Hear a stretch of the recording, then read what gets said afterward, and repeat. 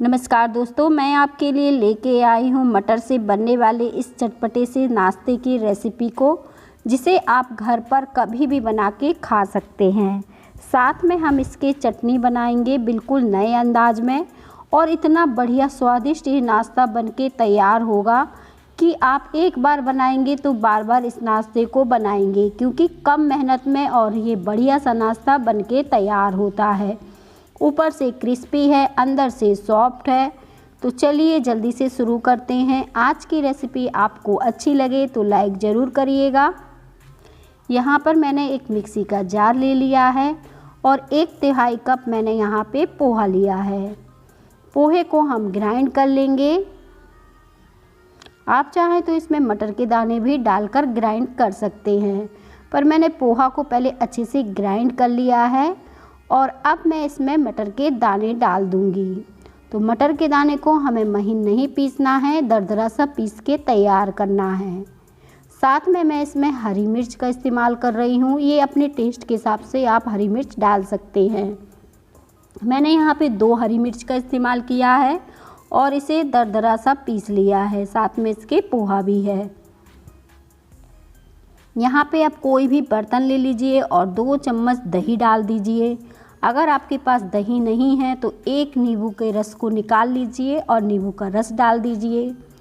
अब हम दही में थोड़ा सा पानी डाल देंगे, 2 चम्मच के करीब, और इसे फेंट देंगे।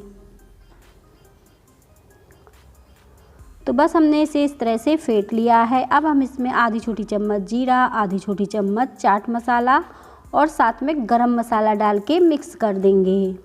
आप इसमें अपने हिसाब से और भी मसाले ऐड कर सकते हैं। साथ में 1 हरा मिर्च काट के डाल देंगे। अब जो भी सब्जियां आपके पास हों आप डाल सकते हैं। मैंने यहाँ पे थोड़ा सा पत्ता गोभी लिया था, ये पूरी तरह से ऑप्शनल है। अब मैंने यहाँ पे हरा वाला प्याज लिया था, आप चाहें तो जो सूखा प्याज होता है वो भी डाल सकते हैं। और अब जो मटर हमने पीस के रखी थी पोहा, इसे डाल दिया है और जार में हम थोड़ा सा पानी डालेंगे और इसे अच्छे से इस तरह से निकाल कर डाल देंगे। इन सारी चीज़ों को मिक्स कर देंगे एक बार। ज़रूरत पड़ेगी तो हम इसमें पानी ऐड कर देंगे। साथ में हम इसमें नमक डालेंगे टेस्ट के हिसाब से। और अब मैंने यहाँ पे ली है मैदा, आधे कप मैंने यहाँ पे मैदे का इस्तेमाल किया है। अगर आप मैदे का इस्तेमाल नहीं करना चाहते हैं तो यहाँ पे गेहूं के आटे का भी इस्तेमाल कर सकते हैं। इन सारी चीज़ों को मैंने अच्छे से मिक्स कर लिया है और इसी तरह से गाढ़ा बैटर सा हमें बना के तैयार करना है। और अब हम इसमें हरा धनिया डाल देंगे। अब हम इसमें पानी नहीं डालेंगे, काफ़ी थिक हमारा बैटर दिख रहा है। 1 चम्मच के करीब हम इसमें तेल डाल देंगे। बहुत ज़्यादा तेल नहीं डालना है, बस 1 छोटे चम्मच तेल ही डालना है। अब इन सारी चीज़ों को देखें हमने मिक्स कर लिया है। अब हम यहाँ पे थोड़ा सा अदरक को इस तरह से कद्दूकस करके डाल रहे हैं। अदरक का फ्लेवर भी बहुत ही बढ़िया आएगा हमारे नाश्ते में। साथ में मैंने इसमें कुटा हुआ लाल मिर्च डाल दिया है। अब इन सारी चीज़ों को ढक कर रख देंगे और चटनी की तैयारी करेंगे।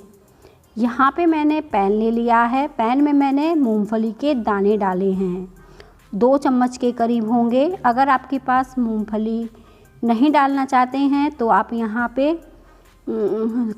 चने की कच्ची दाल भी डालकर भून सकते हैं, उससे भी बहुत ही बढ़िया चटनी बनके तैयार होती है।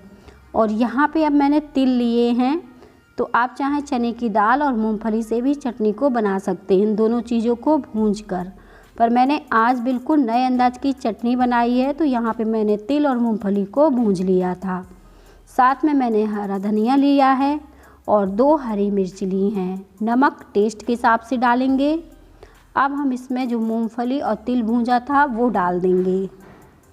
और यहाँ पे मैंने 4-5 टुकड़े इमली के भिगो के रखे थे, इन्हें डाल दिया है। अगर आपके पास इमली नहीं है तो आधे नींबू का रस भी डाल सकते हैं।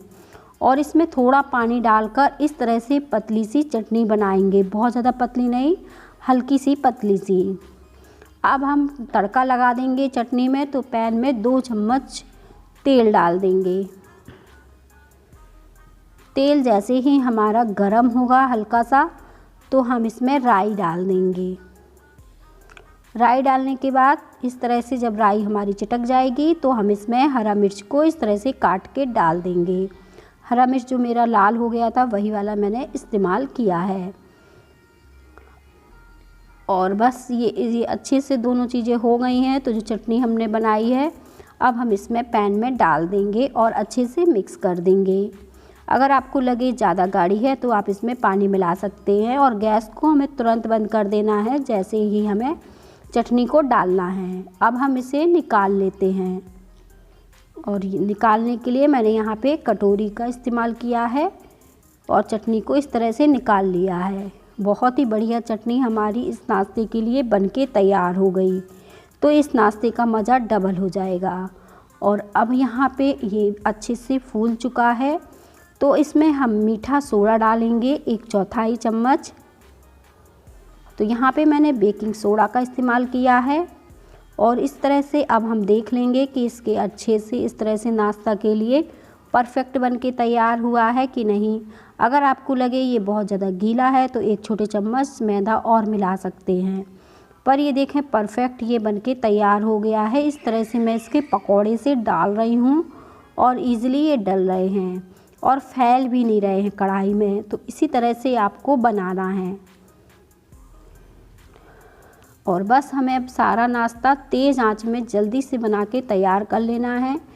और बस मीडियम सी आंच रखिए, बहुत ज़्यादा हाई पे न रखिए और धीमे पे भी न रखिए। मीडियम आंच में आप इसमें बना के तैयार कर लीजिए। और देखें बढ़िया से ये जब नीचे से सिक जाएंगे ना तभी हम इन्हें पलटेंगे, इससे पहले हम इन्हें नहीं पलटेंगे क्योंकि ये बहुत ज़्यादा सॉफ्ट से हैं। और जैसे जैसे ये सिक जाएंगे तो क्रिस्पी से हो जाएंगे।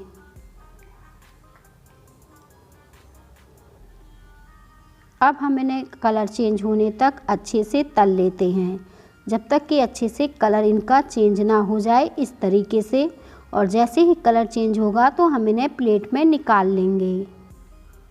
और मैं इन्हें पास से दिखा रही हूँ कि कितना बढ़िया ये नाश्ता बनके तैयार हुआ है। इसी तरह से मैंने सारे नाश्ते को निकाल लिया है प्लेट में। अब हमें बाकी के नाश्ते भी इसी तरह से बना लेने हैं। तो इसी तरह से हम इसे डालेंगे। और देखें बनाते समय आपको कोई भी दिक्कत नहीं होगी, बढ़िया से ये बनके तैयार होंगे। अगर कोई दिक्कत हो तो आप 1 छोटी चम्मच मैदा और ऐड कर लीजिए बस। और अब देखें कितने बढ़िया ये बंडे से हमारे बनके तैयार हो गए हैं और अच्छे से सिक गए हैं। इस तरीके से मैंने सारा नाश्ता बना के तैयार कर लिया है और पूरा थाली भर के ये नाश्ता बन गया है पूरे परिवार के लिए। तो आप इस नाश्ते को इस चटनी के साथ खाइए, खिलाइए। और मिलते हैं हम इसी तरह की नई रेसिपी के साथ।